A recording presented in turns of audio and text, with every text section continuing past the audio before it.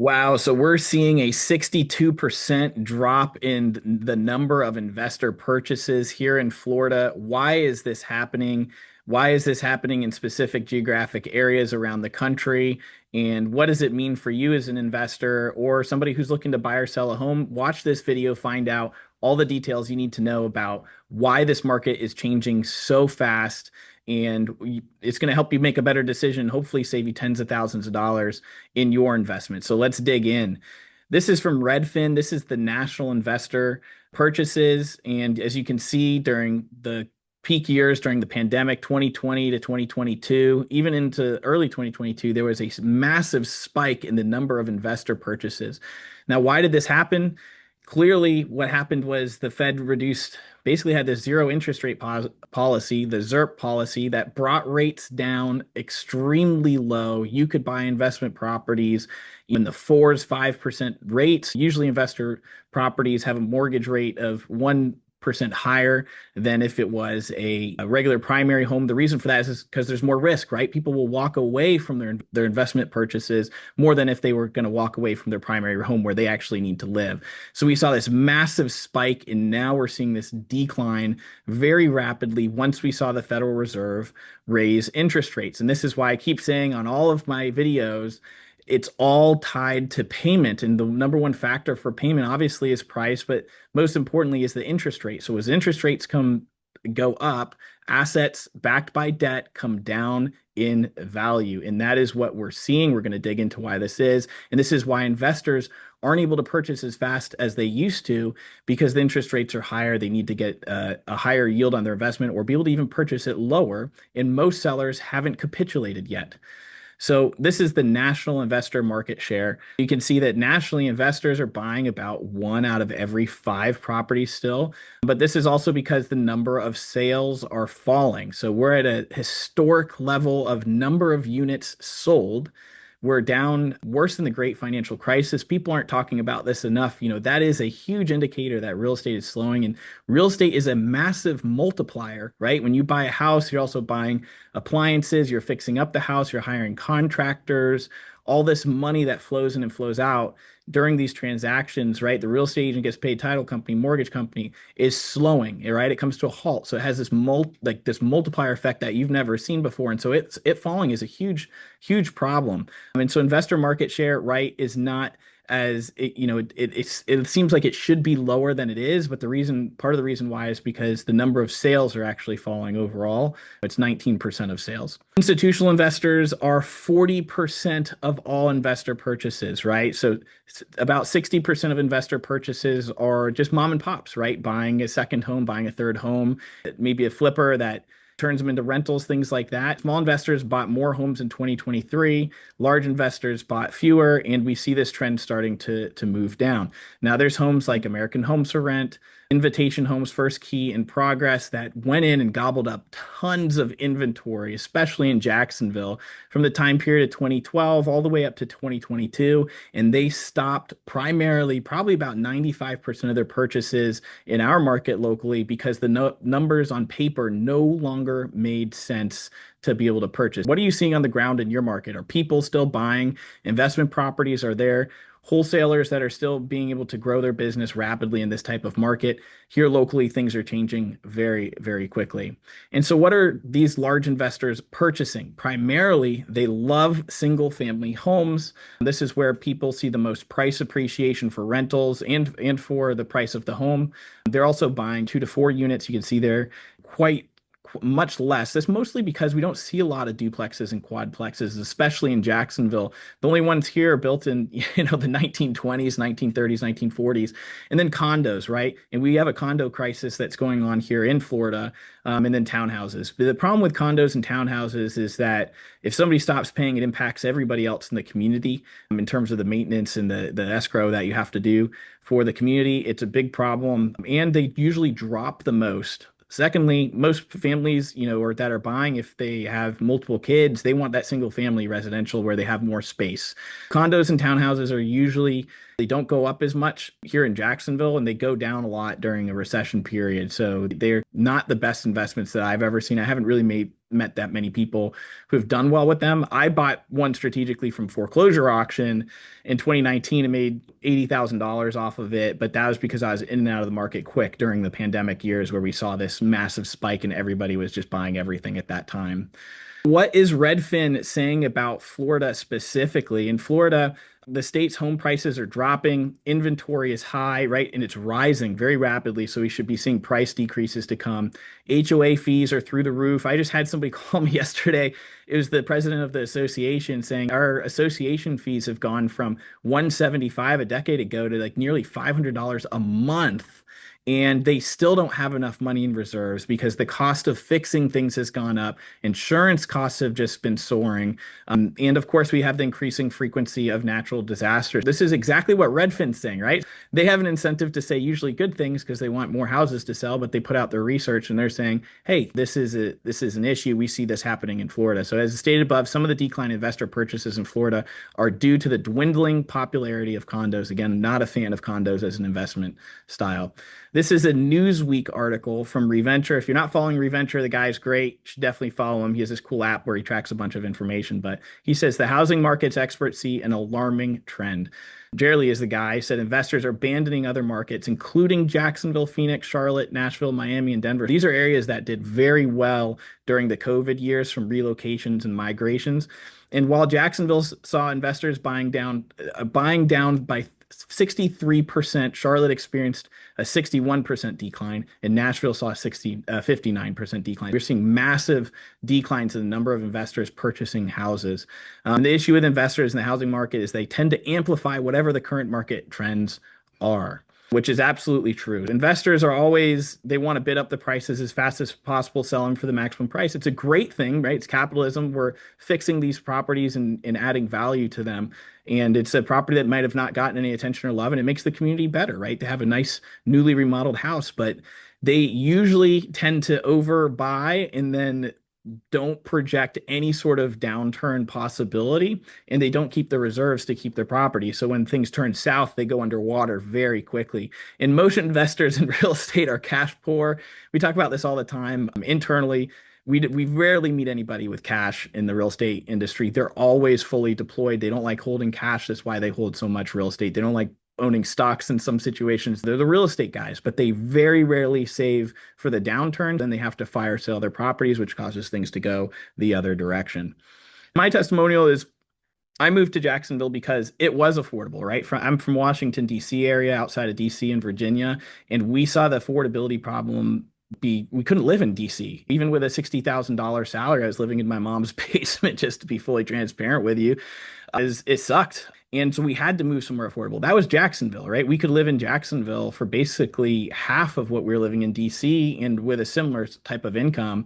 And what I did was I bought a house every 12 months and then I'd rent out the one that I had previously. And then I rode that wave up from 2014 all the way up to 2020. And then once the Fed raised rates, I started selling everything that I had, right? I did this because the numbers made sense. Well, now I look at the person in Washington, DC. Could they still relocate to Jacksonville and do what I did? There's no way. The numbers are absolutely mind-boggling here. When you look at the monthly payment of what these homes are, it doesn't even make sense. It's actually better to stay, unfortunately, back in my mom's basement if I had to redo this all over again. And there's no way I would be able to buy houses that actually cash flow for rent. My testimonial is you got to find those markets if you're stuck somewhere that are actually going to make sense for the numbers on that end. And it sucks that this is the situation, but I think things will correct and there'll be tons of opportunity in the future.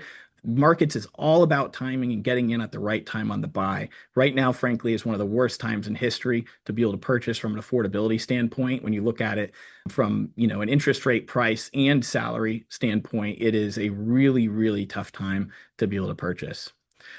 Again, what happened? These aggregators bid up the prices of the home. They took the affordable homes. We also had the virtual house flippers. So just to comment on these guys here, they were buying 40 properties per month in our local market, and they gobbled up the affordable price point stuff, the stuff at like 175 to 300,000 that people here on their median income purchase, and then they turned them into rentals and then jacked the rents up because they knew there was going to be so much migration coming into Florida, so they drove the prices up 100%, right? A lot of people are like, oh, that's not true. It's like, no, these institutional buyers, what do you think? I mean, For me, I mean, I used to fund these guys. I used to work at a large bank and as a data analyst and give these guys the money to be able to purchase these billions of dollars. And it was tough. And we saw what they were doing, and the business model made a lot of sense because the migration was there, but now it's no longer affordable, and that's why they stopped purchasing.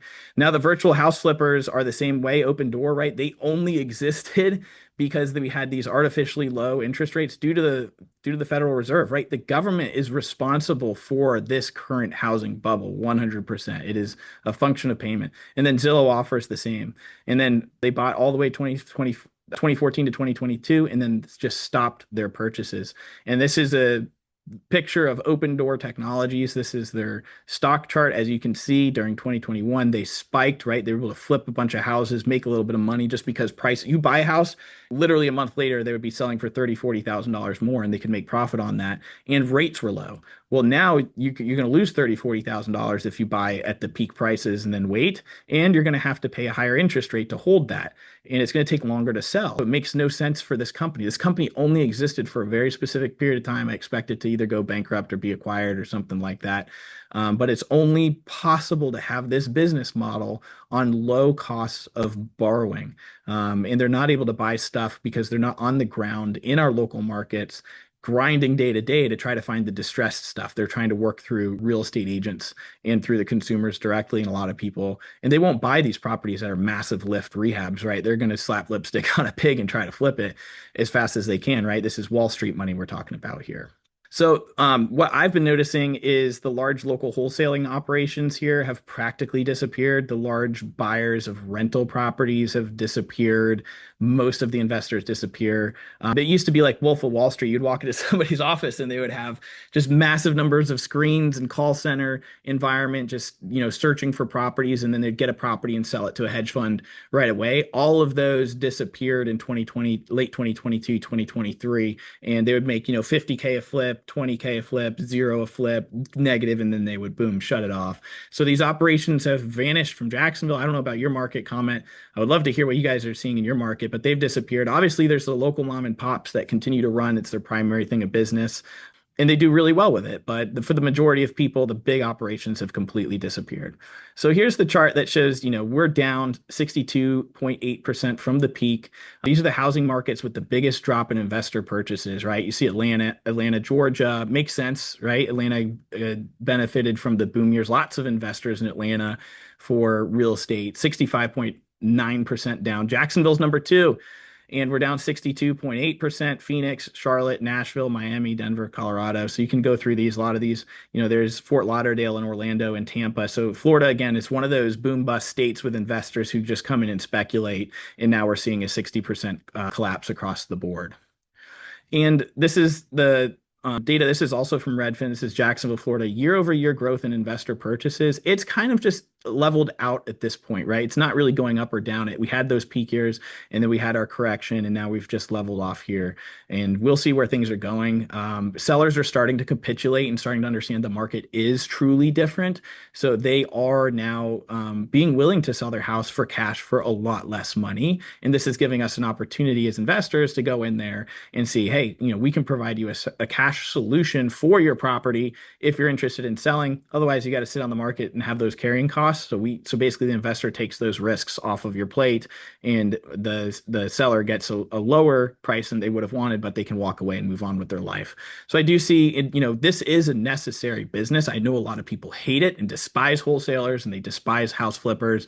They're very good for society if you look at it the right way. They're bringing capital into a community that badly needs it, and they're providing a cash solution for somebody that needs to move on with their life. Not all of them are bad. A lot of them are actually really great people, and they want to help people in hard situations, but there definitely are the bad ones too that rip people off. So you do need to be careful. But at the end of the day, it is a business, and they're there to make money. But it has started to slow.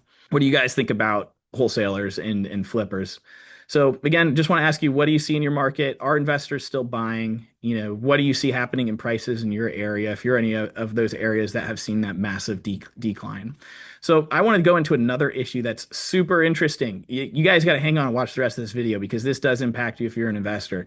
There was occupancy fraud, okay, in mortgage performance. So this is a report from, I believe, the Fed up north, and they said that fraudulent borrowers performed substantially worse than similar declared investors, defaulting a 75% higher rate than if they were like a primary. So what we're seeing is that people are defrauding the government, getting government loans, conventional loans, Fannie Freddie loans, and they are saying that it's a primary resident house that they're going to move into to get a lower interest rate, and then they don't move into it and they turn it into a rental, which is just crazy.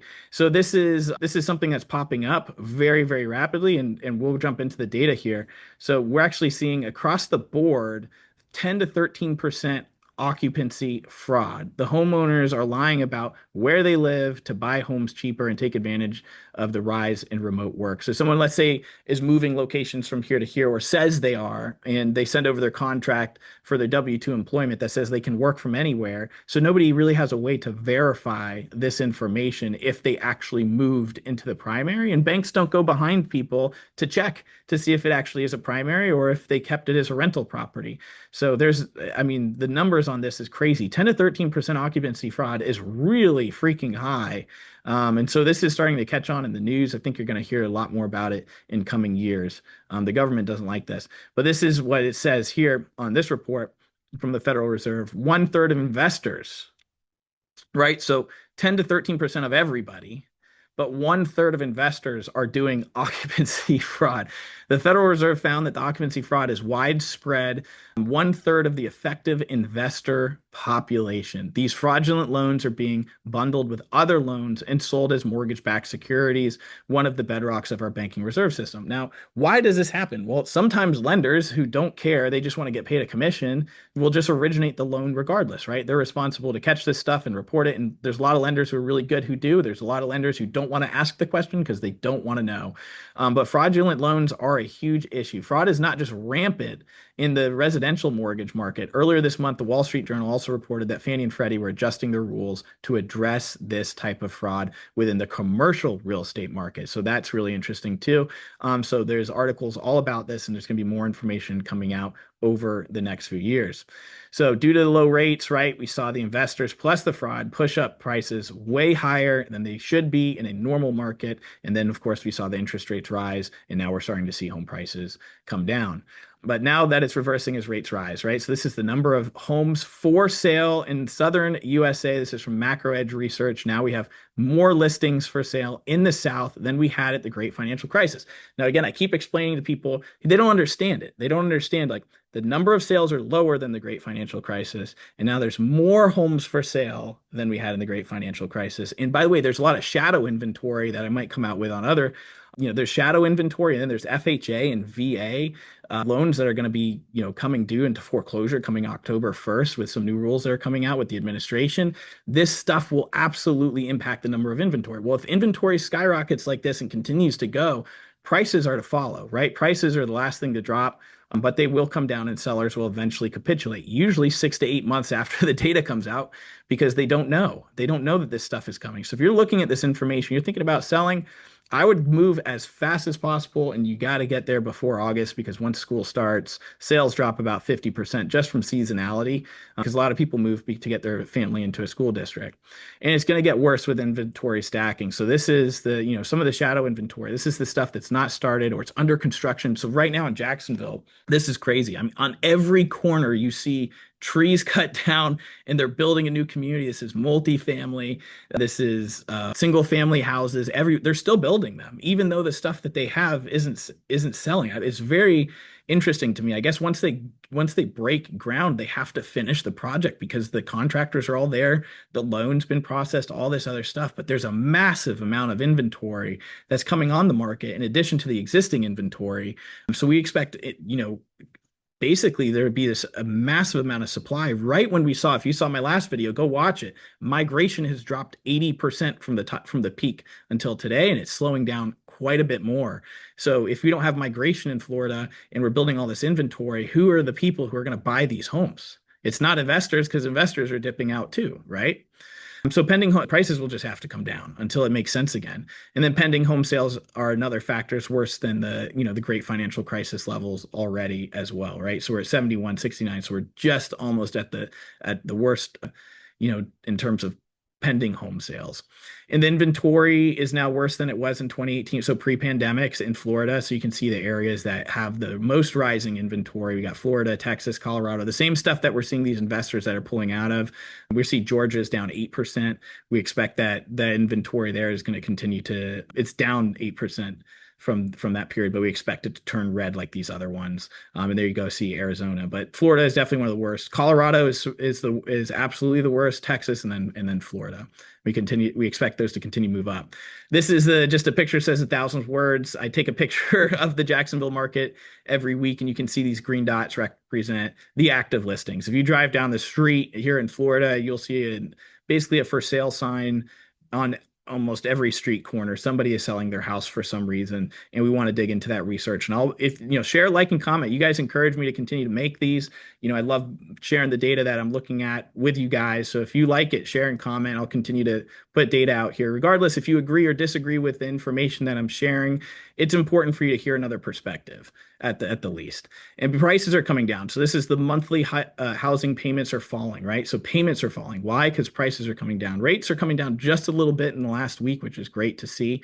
But Jacksonville, the median monthly mortgage payment year over year declined down 4.2%. And we expect the prices to continue to come down as more inventory hits the market, and will become more affordable and more attractive to one day. That other person who's from Washington, D.C. is too expensive there. Hopefully we'll be able to actually transfer to Jacksonville and have the numbers make sense. So here's what I want you guys to do. So buyers, you need to interview.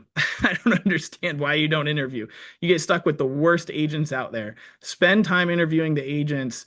Call me. I'm happy to put you in touch with somebody. You need a really, really good agent in this type of market. Sellers, get realistic on the market. It's not 2021 anymore. You can't have 2024 prices is when it's really peaked with 2020 rates, with today's rates. It's just not going to make sense. So we went from 3% to 7%, and affordability crisis is just an absolute real problem. So if you guys have questions, happy to answer any questions you have. Otherwise, I'll see you guys next week. Thank you for watching.